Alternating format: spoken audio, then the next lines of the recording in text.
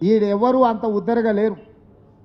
నువ్వు తీసుకురా, నువ్వు మెట్రో రైలు తీసుకొస్తావా, మూసీ నది ప్రక్షాళనకు నిధులు తీసుకొస్తావా, రీజనల్ రింగ్ రోడ్డు తీసుకొస్తావా, సెమీ కండక్టర్ మన దగ్గరకు వస్తాన వాళ్ళని బెదిరించి గుజరాత్కు తీసుకెళ్ళారు. సెమీ కండక్టర్ పరిశ్రమకు సంబంధించి ఉత్తరప్రదేశ్కి ఇచ్చారు, అస్సాంకి ఇచ్చారు స్పెషల్ ఇన్సెంటివ్స్. తెలంగాణ రాష్ట్రానికి ఎందుకు ఇవ్వలేదని నేను అడుగుతున్నా. ఇవాళ ఏ విషయంలో కూడా కేంద్ర ప్రభుత్వం వైపు నుంచి మనకు అదనంగా ₹1 రాలేదు. యథాలాపంగా రావాల్సినవి మాత్రమే వచ్చినాయి. అది కూడా ₹1 పన్ను మన కేంద్ర ప్రభుత్వానికి కడితే 42 పైసలు మాత్రమే మనకు వచ్చినాయి. ఇవాళ 10 సార్లు ఢిల్లీకి వెళ్ళి ప్రధానమంత్రి నుంచి మొదలుపెట్టి ప్రతి మంత్రి దగ్గరికి మేము వెళ్ళి కలిసినాం. మేము వెళ్ళి కలిసినప్పుడు చర్చ జరగదా? ఆ మంత్రులు యథాలాపంగా మాకు చెప్పరా? అరే మీరు ఇన్నిసార్లు వచ్చి అడుగుతున్నారు, ఇన్నిసార్లు నివేదికలు ఇచ్చిపోయినావు, మీ రాష్ట్రం నుంచే ఉన్న కేంద్ర మంత్రి కిషన్ రెడ్డి గారు ఒక్కరోజు కూడా మాట్లాడట్లేదు అని అన్నాడు. నేను అడుగుతున్న కిషన్ రెడ్డిని, ఒక్కరోజైనా ఈ 6 సంవత్సరాలలో నరేంద్ర మోడీ గారి దగ్గర ప్రత్యేకమైన అపాయింట్మెంట్ తీసుకెళ్ళి తెలంగాణకి ఇవి కావాలని ఏమన్నా ఇచ్చిండ్రా మీరు? ఏదన్నా మంత్రివర్గ సమావేశంలో తెలంగాణ రాష్ట్రానికి మెట్రో కావాలనో, తెలంగాణ రాష్ట్రానికి రీజనల్ రింగ్ రోడ్డు కావాలనో, తెలంగాణకు మూసీ నది ప్రక్షాళన కావాలనో, సెమీ కండక్టర్కి సంబంధించిన అనుమతులు కావాలనో ఏదైనా మీరు ప్రస్తావించండి. ప్రస్తావిస్తే ఏ మీటింగ్ మినిట్స్లో ఉందో చెప్పండి, ఏ పార్లమెంట్ సమావేశాలలో మీరు మాట్లాడినో చెప్పండి. మీకు చిత్తశుద్ధి లేదు, మీది ఎంతసేపున్నా సైంధవ పాత్ర. ఈరోజు కేసీఆర్ దిగిపోయిననే బాధలో, ఆయన చీకటి మిత్రుడు అధికారం కోల్పోయిన దుఃఖంలో కిషన్ రెడ్డి గారు మాకు అడ్డం పడుతున్నాడు.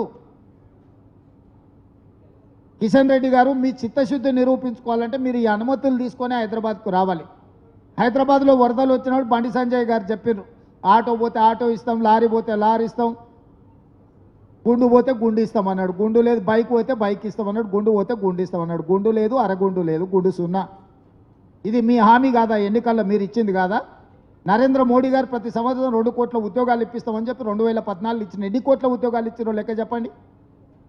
నరేంద్ర మోడీ గారు 2022 లోపల ఈ దేశంలో ఉన్న ప్రతి పేదవాడికి ఇల్లు కట్టిస్తాం, ప్రధానమంత్రి ఆవాస్ యోజన అన్నాడు. తెలంగాణ రాష్ట్రానికి ఎన్ని ఇచ్చిందో లెక్క చెప్పండి కిషన్ రెడ్డి గారు. మీరు రైతుల ఆదాయం 2 చేస్తా అని మీరు ఎన్నికల మేనిఫెస్టోలో పెట్టారు. రైతు వ్యతిరేక నల్ల చట్టాలు తీసుకొచ్చి 100 మందిని బలి తీసుకున్నారు ఢిల్లీలో కిషన్ రెడ్డి గారు. అప్పుడే మర్చిపోయినరా మీరు? ఇవాళ తెలంగాణలో బీసీ కులగణన చేస్తే బీసీ కులగణనలో మైనారిటీలను చేర్చారు కాబట్టి మేము తిరస్కరిస్తాం, రద్దు చేస్తామంటారు. నేను కిషన్ రెడ్డిని సూటిగా అడుగుతున్న, పక్కలున్న ఆంధ్రప్రదేశ్ మీ ప్రభుత్వమే కదా, పక్కలున్న ఆంధ్రప్రదేశ్లో మైనారిటీ రిజర్వేషన్లు రద్దు చేయండి మీకు చేతనైతే. పక్కలున్న రాష్ట్రంలో మైనారిటీలకు బీసీ రిజర్వేషన్లు లేవా? ఇవాళ కిషన్ రెడ్డిని బండి సంజయ్ని సూటిగా సవాల్ ఇసురుతున్నా నేను. గుజరాత్లో 29 ముస్లిం ఉపకులాలు బీసీ రిజర్వేషన్లు అనుభవిస్తున్నారు నరేంద్ర మోడీ గారు సొంత రాష్ట్రంలో.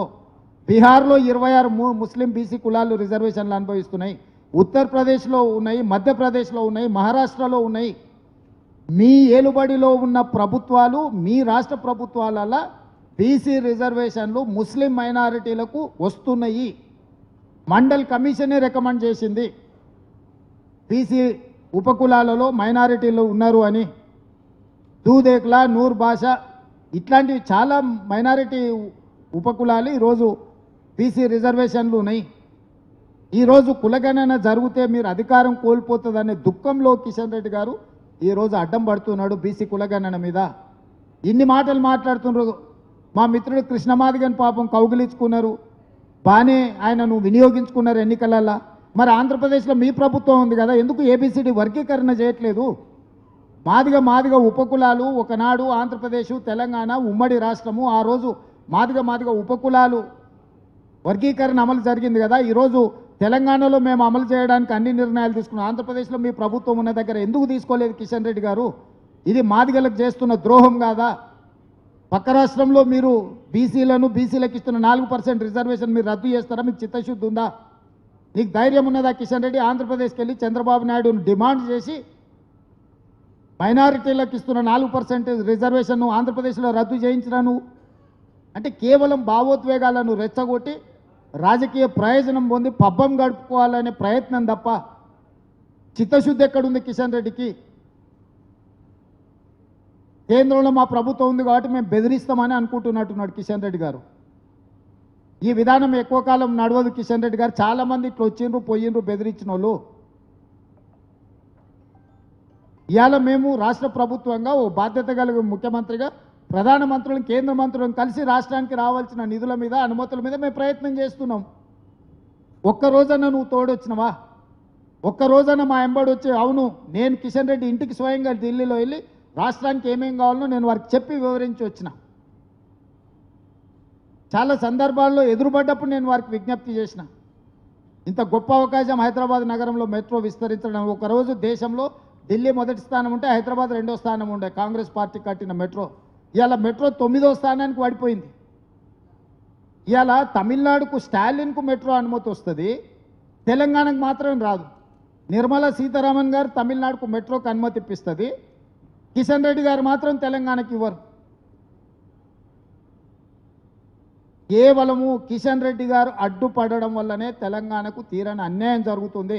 కిషన్ రెడ్డి గారికి చిత్తశుద్ధి ఉంటే అన్ని వివరాలు ఇచ్చినాం, అధికారులు కూడా కలిసి వచ్చిండ్రు. మళ్ళీ కావాలంటే నేనే స్వయంగా వచ్చి ప్రధానమంత్రి గారికి ఇచ్చిన వివరాలు అన్నిటిని కూడా డీటెయిల్ ప్రాజెక్టు రిపోర్ట్తో సహా నేను కిషన్ రెడ్డి గారికి ఇస్తా. ఎప్పటిలోగా తెలంగాణకి ఇవన్నీ అనుమతులు తెస్తాడో కిషన్ రెడ్డి గారు తెలంగాణ ప్రజలకు జవాబు చెప్పాలి. జవాబు చెప్పకుండా మేము బెదిరించి బతుకుతామంటే అది కుదరదు. బలహీన వర్గాల కోసం మేము చేస్తున్న ప్రయత్నం, ఎస్సీ ఉపకులాలకు సంబంధించిన విషయంలో మేము చేస్తున్న ప్రయత్నాన్ని మీకు అభినందించడం ఇష్టం లేకపోవచ్చు. ఒక్క రోజన్నా కిషన్ రెడ్డి గారు, కేసీఆర్, హరీష్, కేటీఆర్ కులగణనలో పాల్గొనలేదు. కిషన్ రెడ్డి గారు డిమాండ్ చేసిండా అండి? బీఆర్ఎస్ను ఓడిస్తామని ప్రగల్భాలు పలుకుతున్న కిషన్ రెడ్డి గారు కులగణనలో కేసీఆర్, కేటీఆర్, హరీష్ను పాల్గొనమన్న డిమాండ్ మీరు ఎందుకు చేయలేదు? వాళ్ళు మొదటి రోజు చెప్తారు, రెండో రోజు నువ్వు చెప్తావు. మీ ఇద్దరు పిఆర్ఓలు ఒక్కరే కదా. ఇప్పుడు కూడా ఈరోజు 28 తారీఖు, ఇంకా 12 గంటల వరకు టైం ఉంది. కిషన్ రెడ్డి గారు విజ్ఞప్తి చేయాలి కదా కేసీఆర్కు, కులగణనలో చేరండి, కులగణనలో చేరడం ద్వారా మనం బలహీన వర్గాలకు అండగా నిలబడతామని ఎందుకు చెప్తలేడు కిషన్ రెడ్డి గారు? ఎందుకు డిమాండ్ చేస్తలేరు? బండి సంజయ్ గారు ఎందుకు డిమాండ్ చేస్తలేరు? అంటే వాళ్ళని డిమాండ్ చేయరా? కేవలం కాంగ్రెస్ పార్టీని చేసిన వాళ్ళనే తిడతారా మీరు? తప్పు అంటుండ్రు, ఎక్కడ తప్పు ఉందో చూపిస్తలేరు. నేను కూడా పాత్రికేయ మిత్రులను అడుగుతున్నా, తప్పు అనడం అనేది అన్నిటికంటే అలకట్ పని. ఎక్కడ తప్పు ఉందో చూపించమని అడుగుతున్నా. వాళ్ళ చేతిలో ప్రభుత్వం ఉంది కదా, కేంద్ర ప్రభుత్వం ఉంది, వ్యవస్థ ఉంది, అధికారులు ఉన్నారు. లేదు ఏదైనా విషయం ఉంటే మేమే ఓపెన్గా సెక్రటేరియట్లో కూర్చోబెట్టి అన్ని వివరాలు మీకు చూపిస్తాం. రండి కిషన్ రెడ్డి గారు, బండి సంజయ్ గారు. చిత్తశుద్ధితో చేసిన ప్రయత్నాన్ని 100 సంవత్సరాలలో జరగని ఒక గొప్ప విధానాన్ని కాంగ్రెస్ పార్టీ తీసుకొస్తే ఏదో రకంగా బీసీలకు అన్యాయం చేయాలన్న ఆలోచనతోని ఈరోజు కిషన్ రెడ్డి గారు చేస్తున్న ఎటకారపు పనులు కుదరవు. అందుకే ఈరోజు ఈ అన్ని విషయాలు కూడా ఈరోజు పార్టీ నాయకులతోని, రాష్ట్ర నాయకత్వంతో ఈరోజు ఈ సమావేశంలో చర్చించుకోవడం జరిగింది. రాబోయే రోజుల్లో గ్రామాన ఈ విషయాలన్నిటిని కూడా ప్రజలకు తెలియజెప్తాం. బీజేపీ బీఆర్ఎస్ చీకటి ఒప్పందంలో భాగంగా ఏ విధంగా ఈరోజు వాళ్ళు తెలంగాణకు అన్యాయం చేస్తుండో కూడా ప్రజలకు వివరించే కార్యాచరణను తీసుకుంటాం. తొందరలోనే గ్రామ స్థాయి నుంచి రాష్ట్ర స్థాయి వరకు పార్టీ నిర్మాణాన్ని చేపడతాం. గ్రామాధ్యక్షుల నుంచి రాష్ట్ర వర్కింగ్ ప్రెసిడెంట్ల వరకు పార్టీకి సంబంధించిన వాటి మీద చర్చ జరిగింది.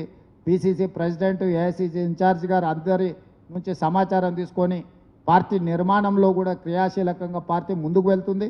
ప్రభుత్వం అమలు చేస్తున్న అభివృద్ధి సంక్షేమ పథకాలను ప్రభుత్వం ముందుకు తీసుకెళ్తుంది. కార్యకర్తలు ప్రజల దగ్గరికి